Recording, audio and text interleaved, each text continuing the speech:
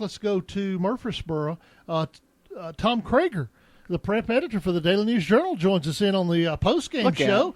Tom, good evening, sir. How are you?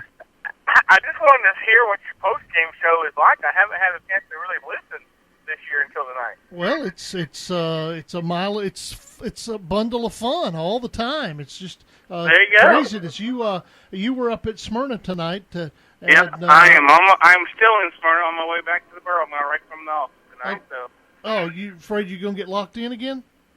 Yeah, you get locked. The thing is that year it was a double lock. They had two gates. They had me in two gates, so. There was no way to get out of it then. All right, enough about that. Let's talk about the game. Smyrna, they look like they have silenced a lot of doubters. They may be for real. Well, we'll see.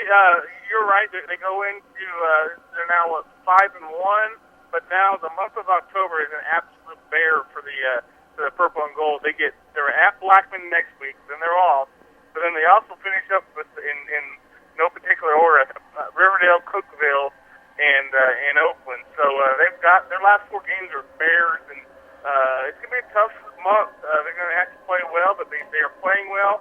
They did lose a backup running back to the season tonight.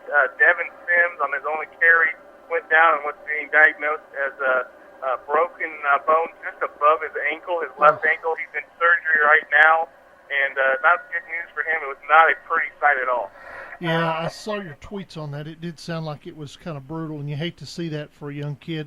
But he's not a senior, correct? He's a junior, I believe. Okay, all right. Well, if there's any silver lining at all to that, he does get a chance to bounce back if that's what he wants to do.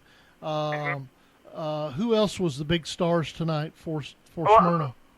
Yeah, Casey Perkins had a little over 100 yards and 4 touchdowns in the first half. Didn't play in the second half. Kind of got sick at halftime.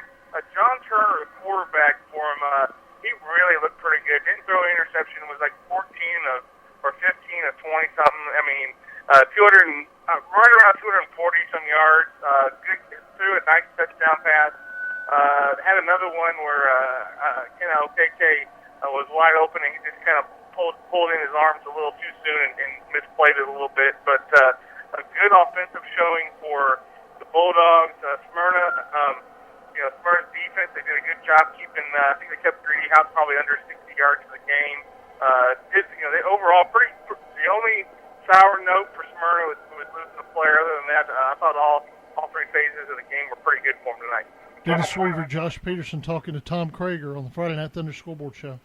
Looked like everything played out about how everybody thought that it would as far as Region 2 tonight in 6A. When you look at Smyrna, you look at Oakland, and you look at Blackman, those three teams, where do you put those three? If you had to put them in order at this time of the year, how do you feel about maybe, just in your opinion, where do you put those guys 1 through 3? Right now, I think it's Oakland 1. I believe right now Blackman is 2.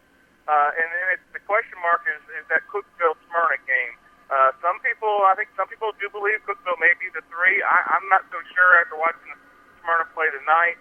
And the question is going to be, can they stop the run with Vic Johnson in a couple weeks when they play him? But I think Oakland, Blackman, and then 3 is probably the big question mark. All right, Tom, we appreciate it. Good luck, and tell folks where they can see your stories tomorrow morning. All right, first, we've got a pretty good scoreboard. I know you got one, but all the scores are on our website, DNJ.com.